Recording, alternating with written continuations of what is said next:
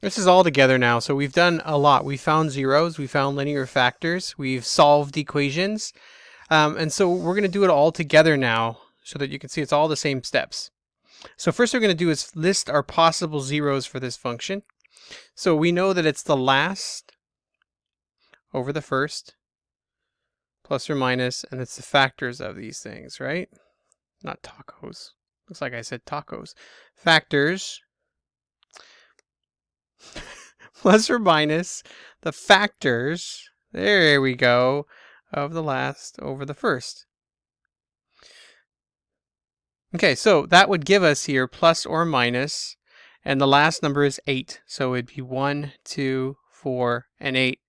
And the first number is 1, so it'd be 1. So our possible factors are 1, 2, 4, or 8, plus or minus. And so what we're going to use now then is a calculator to find out which of these is our actual zero. So I've plugged in the calculator. We hit zoom 6. And so it looks like we have -4, -2, and 1. These are our possible zeros. So we're going to test 1, trace 1. So plugging 1 into our polynomial says it is, come on, it's a 0. Yeah, so it's a 0. So if we go back now and we say 1 is one of our zeros, so we know x equals 1, we can now use synthetic division on that by dividing 1 into it.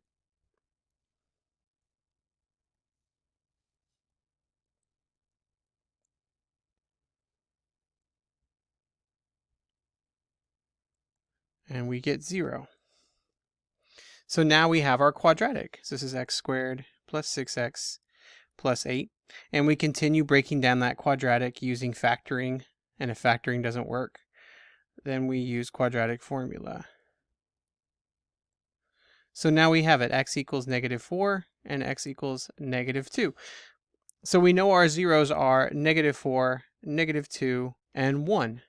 So that is the process. We find the zeros. So if you're going to do this by hand, you would test 1. It would have hit right, perfectly. But if that didn't, you'd move on. But you can see that 4, 2, and 1 are right there in our zeros. That last number is an 8. So what's 1 times 4 times 2?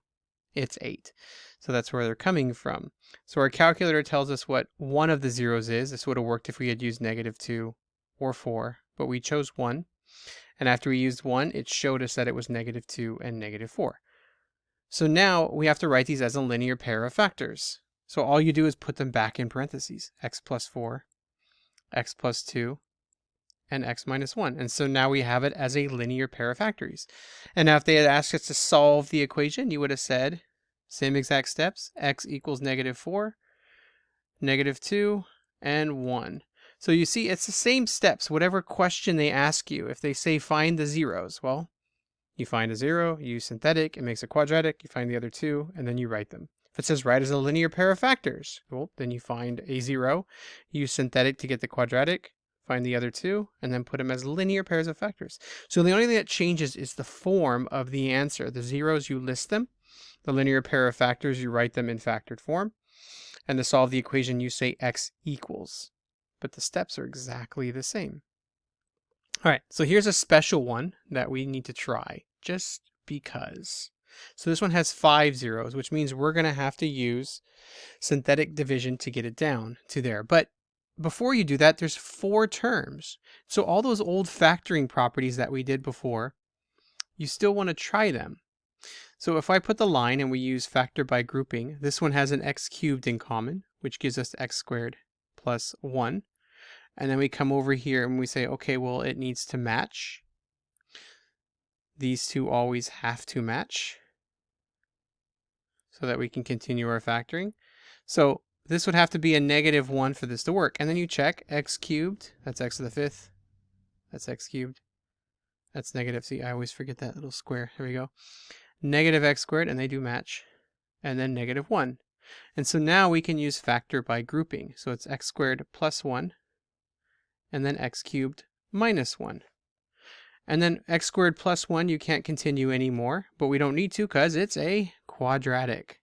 So again, that's what you're always going for, is that quadratic. This one isn't.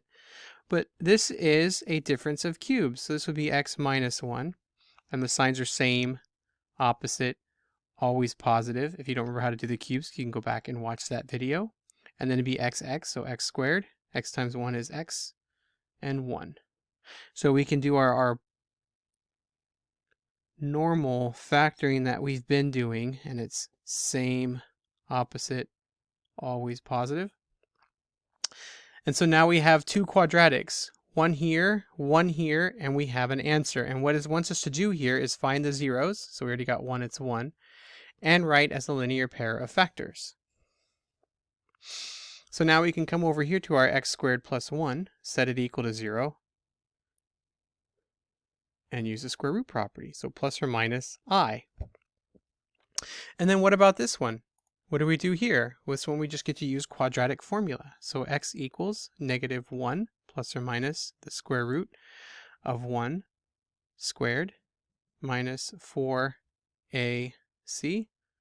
all over 2a. So remember, it's a, b, c. So it's -1, 1 squared minus 4ac all over 2a. And then we break down our radical. So that's 1 minus 4, which is -3. So this would be I rad 3. And so we end up with x equals -1 plus or minus I rad 3 all over 2. And there is all 5, because this guy's just 1. So our zeros are plus or minus I, 1, and then -1 plus or minus I rad 3 all over 2. And we really should put that in full complex form. So it's -1/2 plus or minus rad 3 over 2I. And then now in linear factored form. So we put p of x equals, and we put x minus I, x plus I, x minus 1. So that one just gets rewritten, see, right back in there.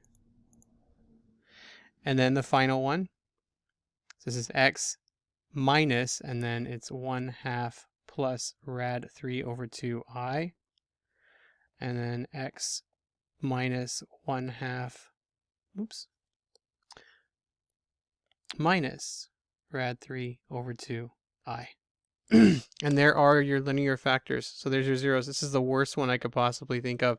That involves everything. So those old methods that you have, like factor by grouping and difference of cubes, they all still work to break it down into quadratics. And the reason you'd have to use this here is we only had one real zero. So if you were to graph this thing would only cross at one point.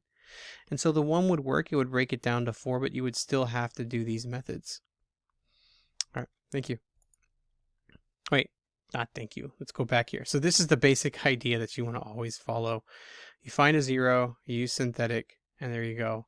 And if that doesn't work, then you fall back on your old methods, the stuff that you've used before. But don't forget any technique that you've used.